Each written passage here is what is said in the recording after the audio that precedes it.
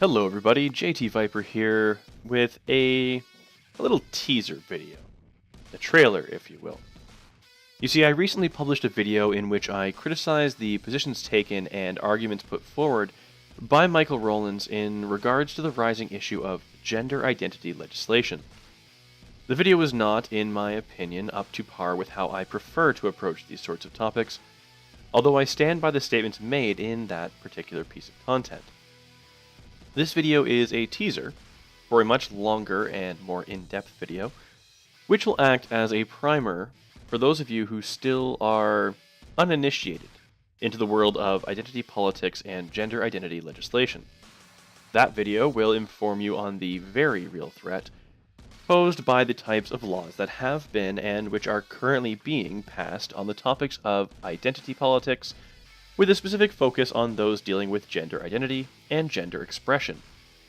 This video, however, will set the stage for my full video essay, giving you a taste of things to come, and to give you time in which to provide me with your feedback on the issue, which I may be able to include in the final cut. So remember, folks, hit me up in the comments. So the question is, of course, why do I think that pieces of legislation such as Canada's Bill C-16 are dangerous to free speech and to the lives and livelihoods of innocent people? I understand that this is a bold position to take and that many will not agree with me. However, I ask that you give me a moment or two in which to explain my reasoning. My argument that C-16 and similar legislation infringe to an unreasonable degree upon the basic rights of citizens rests on three relatively simple premises. First, they are, by writ and reason, so vague as to allow them to be abused by anyone with an incentive to do so. Second, there are those in society with the means, motive, will, and opportunity to exploit and abuse such legislation.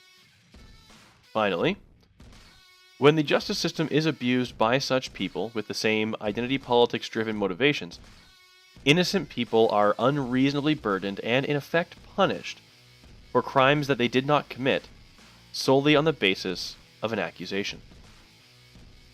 And there you have it, folks. The basis of the full video to come.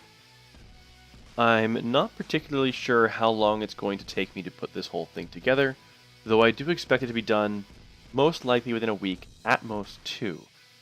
One of the issues is that I have to speak with a couple of individuals, get some information, and nail down the very specific facts on those points, because of course there have been precedent-setting cases, or at the very least, examples of such conduct, and I don't want to get anything wrong.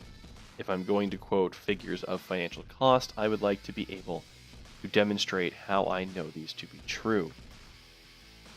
In any case, folks, I hope you've enjoyed this little teaser. I hope you're interested for the final product, and I hope you'll leave a comment down below with your feedback on this topic. Again, I do value the comments, and I love when I get to engage with you people because it does help me produce better content. It helps me take into account things in the future, and in many cases reminds me of things I didn't think of for the video initially. So to everyone, if you're listening, have a great night, good evening, good morning, good afternoon, whatever it may be, wherever you may be. And I'll see you next time.